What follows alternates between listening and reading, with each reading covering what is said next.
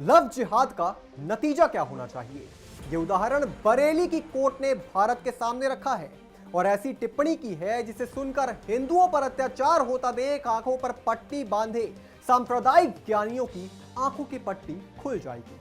बताएंगे आपको हाईकोर्ट ने लव जिहाद पर क्या कहा है, साथ ही ये भी बताएंगे कि इस टिप्पणी का क्या मतलब है। पर उससे पहले अगर आपने हमारे चैनल को सब्सक्राइब नहीं किया है तो अभी सब्सक्राइब कर लीजिए और बेल आइकन दबाना ना भूलें। नमस्कार, मैं हूं आपके साथ स्नेह श्रेयस। आप सभी का स्वागत है आय ऑन भारत में। उत्तर प्रदेश की बरेली में लव जिहाद के एक मामले में कोर्ट का बड़ा फैसला आया है। बरेली के फास्ट ट्रैक कोर्ट ने आरोपी मुस्लिम युवक को हिंदू महिला का अवैध धर्मांतरण कराने का आरोपी ठहराते हुए उम्र कैद की सजा सुना दी है। आदेश में कहा गया है कि लव जिहाद के जरिए अवैध धर्मांतरण किसी अन्य बड़े उद्देश्य को पूरा करने के लिए किया जाता है। अगर भारत सरकार समय रहते लव जिहाद के जरिए अवैध धर्मांतरण को नहीं रोकती है तो देश को इसके गंभीर परिणाम भुगतने पड़ सकते हैं। जरा सोचिए कि यह कितनी बड़ी और सख्त टिप्पणी है। बरेली फास्ट ट्रैक कोर्ट ने आदेश में कहा कि लव जिहाद का मुख्य उद्देश्य भारत पर प्रभुत्व स्थापित करने का है और इसे हल्के में नहीं लिया जा सकता है। इसलिए उसने 25 वर्षीय मुस्लिम युवक को अवैध धर्मांतरण के लिए उम्र कैद की सजा सुनाई है।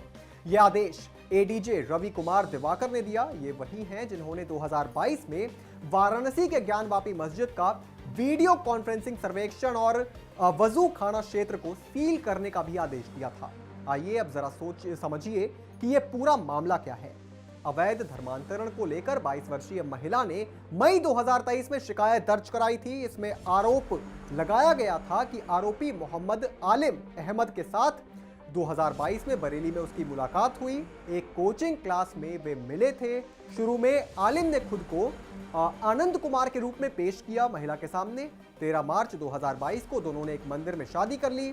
महिला ने आरोप लगाया कि उसे बाद में उसकी असल पहचान का पता चला।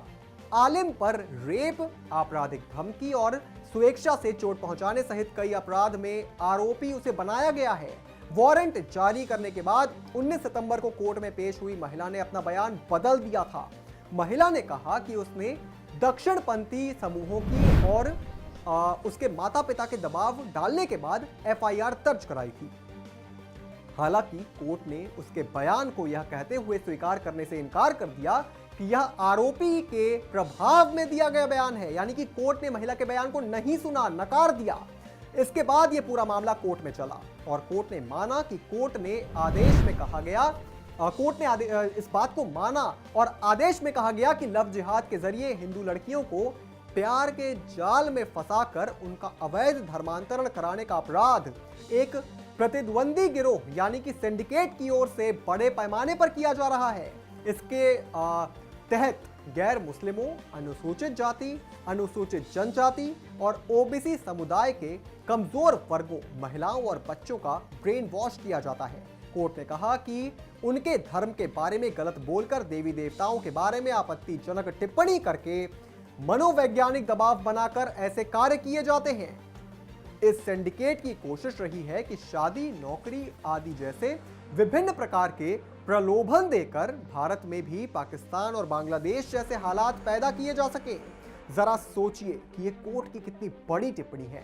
इससे पहले इलाहाबाद हाईकोर्ट ने कहा था कि जिस तरह से देश में मुसलमानों की आबादी बढ़ रही है, देश का बहुसंख्यक अल्पसंख्यक हो जाएगा। तो जरा सोचिए कि देश में कोर्ट इन तरीके के मामलों को लेकर कितना सजग है।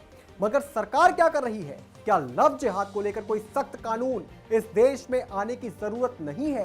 क्या समय नहीं आ गया है कि अब देश में लव जिहाद और एक विशेष समुदाय की बढ़ती आबादी पर लगाम लगाया जाए? क्या समय नहीं आ गया है कि हिंदुओं के साथ हो रहे छल को रोका जाए?